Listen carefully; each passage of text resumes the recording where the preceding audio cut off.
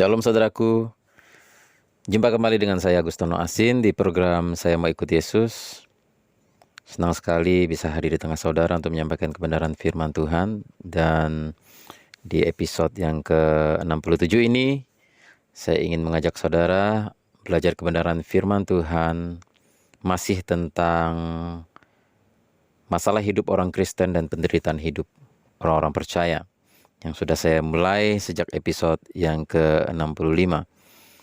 Saudara, nats Alkitab yang akan kita baca terambil dari Markus pasal 4 ayat 35 sampai 41, dan judul firman Tuhan yang akan saya sampaikan adalah kekuatan di tengah badai. Kekuatan di tengah badai. Demikian bunyi firman Tuhan. Pada hari itu, waktu hari sudah petang, Yesus berkata kepada mereka, "Marilah kita bertolak ke seberang."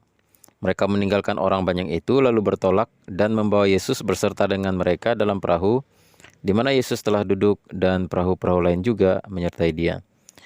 Lalu mengamuklah taufan yang sangat dahsyat, dan ombak menyembur masuk ke dalam perahu, sehingga perahu itu mulai penuh dengan air. Pada waktu itu Yesus sedang tidur di buritan di sebuah tilam. Maka murid-muridnya membangunkan dia dan berkata kepadanya, "Guru, engkau tidak peduli kalau kita binasa?" Ia pun bangun menghardik angin itu dan berkata kepada danau itu, "Diam, tenanglah." Lalu angin itu reda dan danau itu pun menjadi teduh sekali. Lalu ia berkata kepada mereka, "Mengapa kamu begitu takut? Mengapa kamu tidak percaya?" Mereka menjadi sangat takut dan berkata seorang kepada yang lain, "Siapa gerangan orang ini sehingga angin dan danau pun taat kepadanya?" Dikala badai menerpa hidup kita, di manakah kita akan memperoleh pertolongan dan kekuatan? Badai adalah masalah, badai adalah berbicara tentang tantangan, badai adalah kesulitan, badai itu adalah penderitaan. Jika Yesus saja mengalami badai, berarti tidak ada seorang pun di dalam dunia ini yang bisa luput dari badai persoalan. Ini artinya bahwa masalah adalah bagian dari kehidupan semua manusia di muka bumi ini. Tidak ada seorang pun yang bisa luput dari badai persoalan hidup. Saudara, sebagai orang yang percaya, ada kekuatan di tengah badai yang Tuhan akan berikan kepada kita. Nah, melalui peristiwa di mana Tuhan Yesus dan murid-muridnya diterpa oleh angin topan, angin badai, ketika dalam perjalanan mereka di Danau Galilea, maka kita akan belajar beberapa hal yang sangat penting. Kekuatan di tengah badai. Hal yang pertama yang ingin kita pelajari dari ayat ini adalah satu kebenaran yang bisa kita petik di sini adalah bahwa masih ada Tuhan di tengah badai.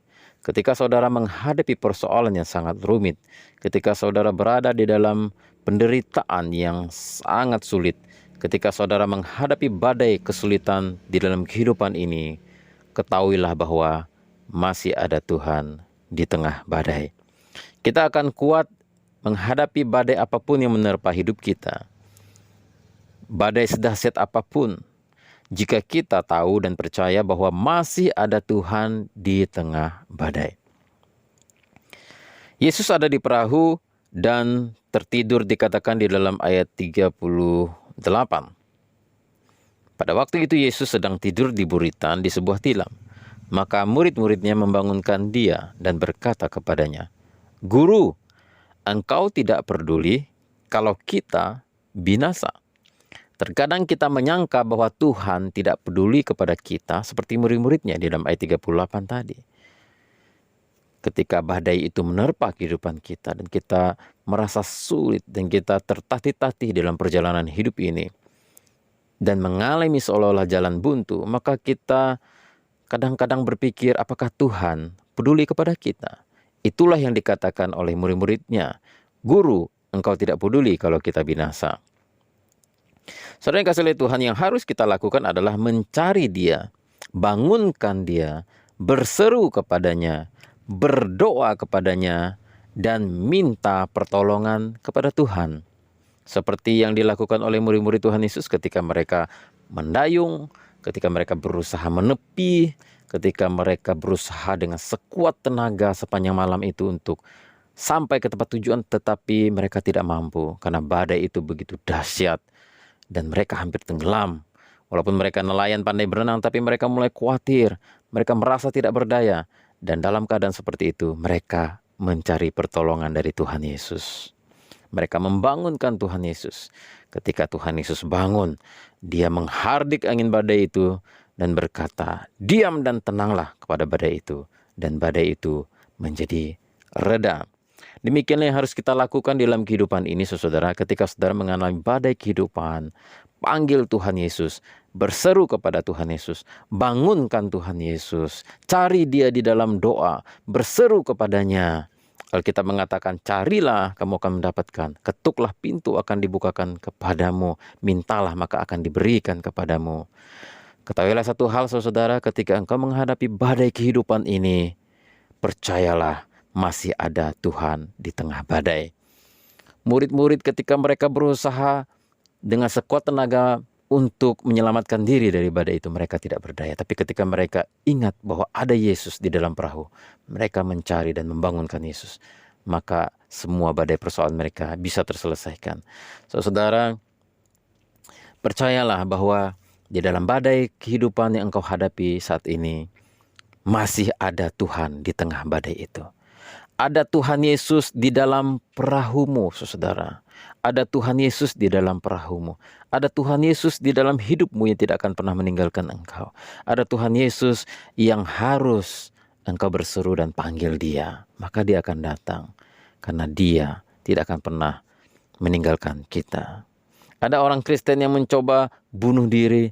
Ada orang Kristen yang seolah-olah Tuhan itu tidak ada ketika mereka mengalami badai persoalan. Saudara, ketika engkau mengalami badai persoalan, percayalah Yesus masih ada di dalam perahumu. Yesus ada di dalam hidupmu. Masih ada Tuhan di tengah badai. Itu pelajaran pertama yang kita pelajari. Masih ada Tuhan di tengah badai. Yang kedua, ketika kita mengalami badai kehidupan ini, yang kedua yang kita pelajari dari ayat ini adalah kita harus tetap kuat dan tegar. Kenapa?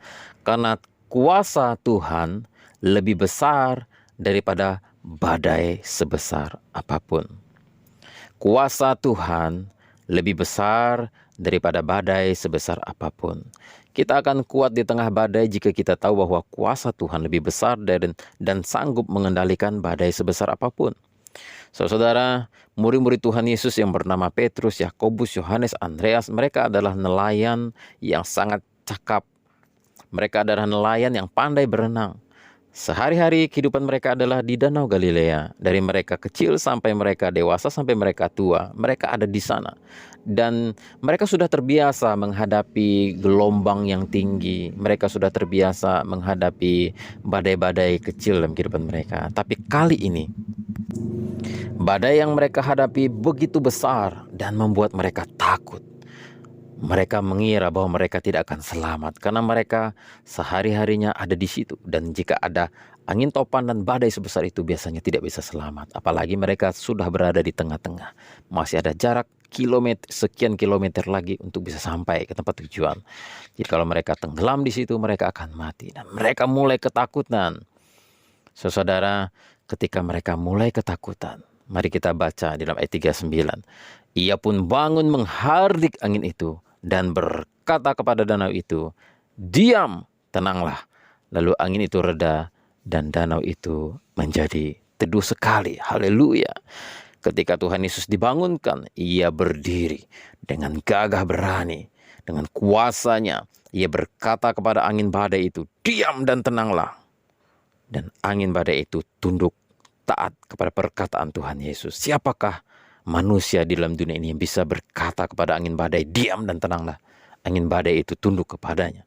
Tidak ada seorang pun, hanya Yesus. Karena Dia adalah Tuhan yang telah menjelma menjadi manusia. Ia menghardik dan menghentikan badai dengan dua patah kata saja, "Diam dan tenanglah."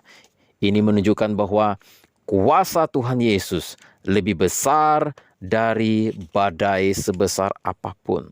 Tidak peduli hari ini badai sebesar apapun yang menerpa kehidupanmu. Badai sakit penyakit, badai virus corona, kesulitan ekonomi, pandemi yang saat ini memukul segala aspek kehidupan masyarakat saat ini, mengalami kesulitan yang luar biasa. Percayalah saudara, kuasa Tuhan lebih besar daripada badai sebesar apapun. Yesus masih bisa tetap tertidur di tengah badai. Kenapa? Karena ia tahu bahwa kuasanya tidak terbatas dan sanggup meredakan badai sebesar apapun. Makanya Tuhan Yesus bisa tidur dengan nyenyak. Karena dia tahu kuasa yang ada di dalam dirinya lebih besar daripada badai sebesar apapun. Jika ia sanggup meredakan badai, ia juga sanggup meredakan persoalan hidupmu asalkan engkau percaya. Di dalam ayat 40 dikatakan, lalu ia berkata kepada mereka, mengapa kamu begitu takut? Mengapa kamu tidak percaya? Satu hal yang Tuhan pinta kepada kita adalah agar kita percaya. Satu hal yang telah Dia minta agar kita percaya, agar mujizat menjadi nyata. Satu hal yang Tuhan pinta, agar kita percaya dan jangan takut. Karena kuasa Yesus lebih besar daripada badai sebesar apapun. Saudara berkata, Tuhan, badai yang menerpa kehidupanku terlalu besar, tidak ada jalan keluarnya. Bahkan Tuhan pun mungkin tidak mampu tolong saya. Jangan saudara berkata seperti itu. Karena bagi Tuhan tidak ada badai yang tidak bisa dihentikan. Tidak ada badai yang tidak tunduk kepadanya. Tidak ada badai sedahsyat apapun yang tidak bisa Dia redakan. Haleluya. Jika Ia sanggup meredakan badai yang sangat dahsyat itu, Ia juga sanggup meredakan badai persoalan kehidupanmu asal engkau tetap percaya. Kuasa Tuhan sungguh sangat besar, namun apakah kita mau mengandalkannya? Di dalam Amsal pasal 3 ayat 5 sampai 8 mengatakan demikian. Amsal pasal 3 ayat 5 sampai 8. Percayalah kepada Tuhan dengan segenap hatimu dan janganlah bersandar kepada pengertianmu sendiri. Akuilah Dia dalam segala lakumu, maka Ia akan meluruskan jalanmu. Janganlah engkau menganggap dirimu sendiri bijak. Takutlah akan Tuhan dan jauhilah kejahatan. Asalkan yang harus kita lakukan adalah percaya kepadanya dengan segenap hati dan jangan bersandar pada pengertianmu. Karena otakmu terlalu kecil untuk bisa mengerti cara Tuhan bekerja, cara Tuhan melakukan mujizat. Otakmu terlalu kecil. Jangan bersandar pada pengertianmu, tapi akui Dia dalam segala lakumu, maka Ia akan meluruskan jalanmu. Percayalah kepada Dia dengan segenap hatimu. Haleluya. Jadi saudara, yang pertama, ketika engkau diterpa oleh badai kehidupan ini, tetap kuat dan tetap tegar. Kenapa? Karena masih ada Tuhan di tengah badai. Dan Tuhan itu tidak akan pernah meninggalkan engkau. Masih ada Yesus di dalam perahumu. Dan yang kedua, kuasa Tuhan lebih besar daripada badai sebesar apapun. Di danau yang gelombangnya begitu besar dan hampir menenggelamkan perahu, topan yang begitu dahsyat, bisa dihentikan Yesus dengan 2 patah kata saja, diam dan tenanglah. Ini berarti bahwa kuasa Tuhan Yesus jauh lebih besar daripada badai sebesar apapun dalam kehidupanmu. Yang ketiga, badai pasti berlalu. Ketika engkau mengalami satu badai persoalan, ketahuilah bahwa badai pasti berlalu. Saudara, kita akan kuat di tengah badai jika kita tahu bahwa badai pasti berlalu. Tidak ada yang kekal di dalam dunia ini, termasuk badai persoalan yang kita hadapi. Di dalam dunia ini tidak ada yang kekal. Kekayaan tidak kekal. Kehidupan secara jasmani tidak ada yang kekal. Semuanya tidak ada yang kekal. Termasuk badai persoalan hidup ini juga tidak kekal. Semuanya pasti berlalu. Asalkan saudara tetap tegar, tetap tenang, tetap kuat, jangan takut dan tetap percaya kepada Tuhan. Di dalam Mazmur pasal 30 ayat 6 mengatakan, sebab sesaat saja ia murka, tetapi seumur hidup ia murah hati. Sepanjang malam ada tangisan, menjelang pagi terdengar sorak-sorai. Haleluya, indah sekali ayat ini saudara. Sebab hanya sesaat saja Tuhan murka, tetapi seumur hidup ia itu murah hati. Sepanjang malam ada tangisan, tapi menjelang pagi terdengar sorak-sorai. Ini artinya saudara, bahwa badai kehidupan ini, segala sesuatu yang membuat kita menangis, segala sesuatu yang menyedihkan hidup kita, sesuatu yang memedihkan kita, sesuatu yang membuat hidup kita sulit, semuanya pasti akan berlalu. Sepanjang malam ada tangisan, menjelang pagi terdengar sorak-sorai. Artinya badai pasti berlalu. Saudara, akhirnya badai berlalu dan murid-muridnya Tuhan Yesus bisa sampai ke seberang. Dan mereka melihat perbuatan Tuhan Yesus yang ajaib. Dan mereka menjadi takjub dan sangat heran dan kagum dengan apa yang diperbuat Tuhan Yesus. Seperti dikatakan dalam ayat 41. Nah, saudara, inilah yang terjadi kepada murid-murid Tuhan Yesus. Dan saya percaya, saudara ketika mengalami badai persoalan hidup ini, ingat saudara yang pertama, masih ada Tuhan di tengah badai. Yesus ada di dalam perahu hidupmu. Dan bangunkan dia, berseru kepadanya, panggil dia, cari dia. Maka engkau akan menemukan dia. Dan yang kedua, kuasa Tuhan Yesus lebih besar daripada badai sebesar apapun. Janganlah bersandar pada pengertianmu.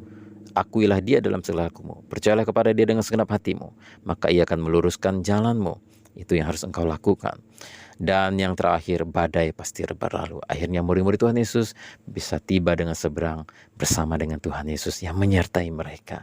Demikian juga dalam kehidupanmu saat ini. Saya tidak tahu badai apa yang menerpa kehidupanmu. Kalau Tuhan Yesus beserta dengan engkau, engkau pasti bisa melewati semua badai kehidupan ini. Karena Tuhan Yesus berjanji, aku menyertai engkau senantiasa sampai akhir zaman. Haleluya. Amin.